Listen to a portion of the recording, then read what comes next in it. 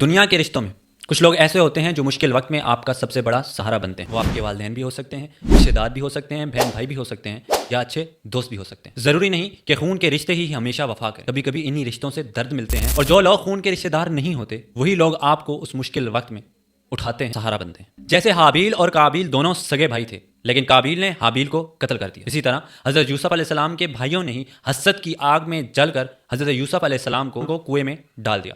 اسی طرح حضرت ابراہیم علیہ السلام کے والد نے ان کی بات نہ مانی. مدینہ میں انصار نے رسول اکرم صلی اللہ علیہ وآلہ وسلم کا ساتھ دیا، حالانکہ ان سے کوئی خون کا رشتہ نہیں تھا. حضرت بلال رضی اللہ تعالیٰ عنہ، حضرت سلمان فارسی رضی اللہ تعالیٰ عنہ دونوں غیر عربی تھے، لیکن ان کی وفا نے اسلام کو طاقت دی. بعض اوقات خون کے رشتے ہی امتحان بنتے اور اجنبی رحمت بن کر ہمارے پاس آتے. اصل رشتہ وہی ہے جو مشکل وقت میں آپ کا ہاتھ تھامے اور آپ کے ساتھ ڈٹ کر کھڑا ہے. اپنی زبان سے رشتے توڑنے کے بجائے محبت سے رشتے جوڑیں. وفا کریں، قدر کریں. جو اپنے نہیں انہیں اپنا بنا لیں، اور جو اپنے ہیں انہیں دور نہ جانے دیں.